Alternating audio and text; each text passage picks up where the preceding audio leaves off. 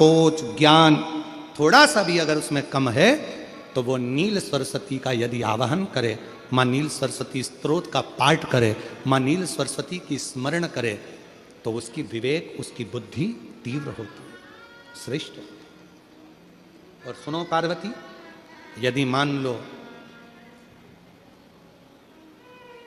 कोई मान नील सरस्वती का स्तोत्र का पाठ नहीं कर पाए, आराधना नहीं कर पाए, साधना नहीं कर पाए, स्मरण ना कर पाए, अगर कोई बच्चा एक शंख पुष्पी पुष्प को समर्पित कर कर जलाधारी पर और एक लोटा जल यदि वो समर्पित करता है और उस जल का आचमन कोई बच्चा नित्य प्रति करता है, तो वो बच्चा धीरे धीरे विद्वत्ता धारण करता ही जाता है। जो याद करता है वो भूलता नहीं। ये मां नील सरस्वती की कथा है। दो सरस्वती का दर्शन आपको और हमको होता है, दो सरस्वती का स्मरण आप और हम करते हैं। एक सरस्वती जो स्वयं श्वेत वस्त्र धारण करी है, हंस पर बैठी हैं और बड़े आनंद के साथ में माँ सरस्वती का सुंदर स्वरूप है। पर एक सरस्वती ऐसी हैं जो नीला उनका स्वरूप है और नील सरस्वती के रूप में उनकी पूजन होती है। माँ नील सरस्वती। महाराज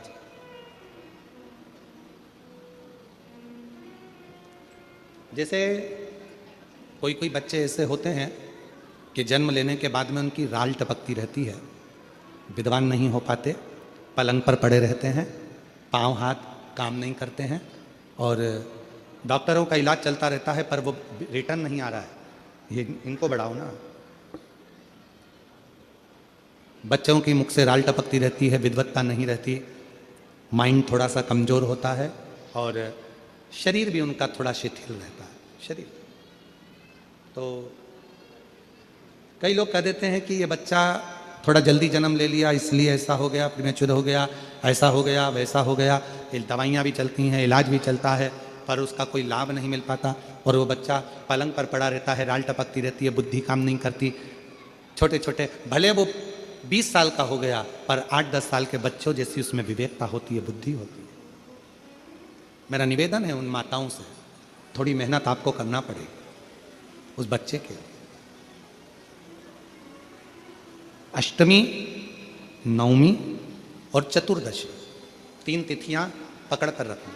कौन कौन सी? जम के बोलो। अष्टमी, नवमी, चतुर्दशी। ये 3 तिथियां ऐसी हैं, चतुर्दशी अमावस्या की भी और चतुर्दशी पूर्णिमा की।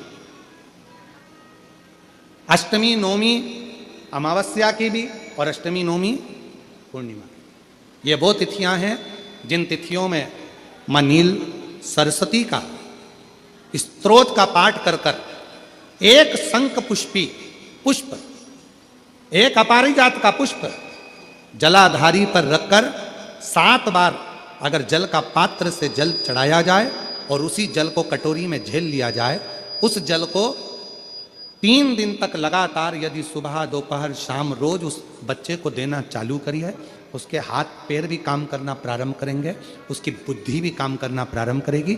जो वो पलंग पर पड़े पड़े राल टपकाता रहता है, उसको लोग कहते हैं कि 18 साल का हो गया और दिमाग केवल 10 साल का है, 5 साल का है, उसमें धीरे धीरे बुद्धि प्रबल होना प्रारंभ हो जाएगी और वो भी एक दिन कार्य करना प्रारंभ करेगा।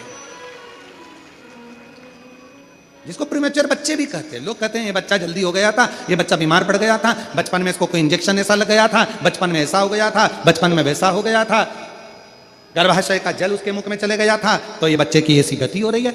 उस बच्चे के लिए अगर आपके आसपास के क्षेत्र में भी कोई बच्चा ऐसा है तो उसको मां नील सरस्वती का स्मरण जरूर कराएं। और अगर आप लोगों के पास में मां नील सरस्वती का स्तोत्र का पाठ ना मिले तो प्रयास करिएगा, मोबाइल पर सर्च कर कर मां नील सरस्वती का स्तोत्र भी निकाल सकते हो।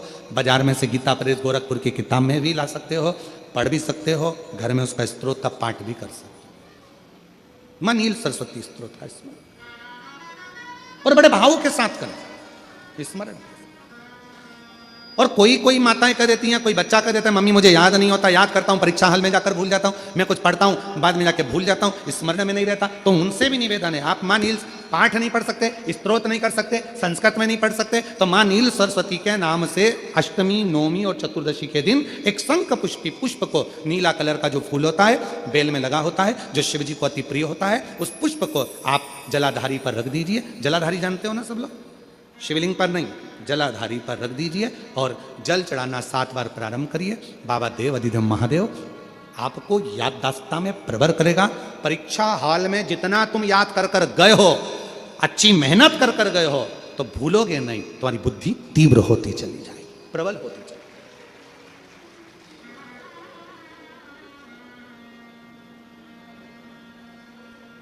आजकल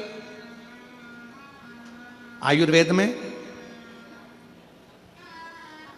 आप लोग अगर आयुर्वेदिक दवाइयाँ लेते होंगे, आयुर्वेद वालों के पास यदि जाते होंगे, तो वो भी अगर बच्चा पढ़ने में कमज़ोर है, बुद्धि से कमज़ोर है, तो उसको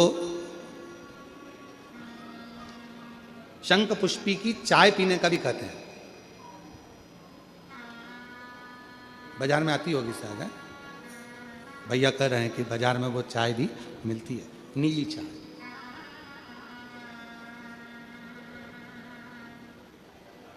महाराज याददाश्ता के लिए, उसको प्रबर करने के लिए लोग शिव कथा कर रही। कौन सी सरस्वती? जम के बोलो, जम के जरा, पूरा तो नाम बोलो। मां नील सरस्वती। तुमने डायरेक्ट कह दिया नील सरस्वती। मां कौन लगाएगा? मां है ना अपने, तो उसका संबोधन पूरा होना चाहिए। कौन सी सरस्वती? मां नील सरस्वती का स्मरण सुख देता, आनंद देता, स्मरण सुख देता। और हम तो यहाँ तक कहेंगे अपने अपने घर में अगर हो सके तो ये शंख पुष्पी का एक पौधा लगा लो। ऐसा होता है वो पौधा बढ़ते जाता है, ऐसा नहीं कि सूखता है, और बढ़ता है। बच्चे लोग सुबह से उठेंगे और बच्चे लोग उठकर उस पौधे में से फूल तोड़ेंगे और शंकर भगवान को समर्पित करेंगे, तो वो पुष्प भी बच्चों के जीवन में विद्वत्ता प्रदान करेगा। वो शंख पुष्पी का पुष्प। हर हर महादेव। एक आनंद, एक पत्र अच्छा है, देखो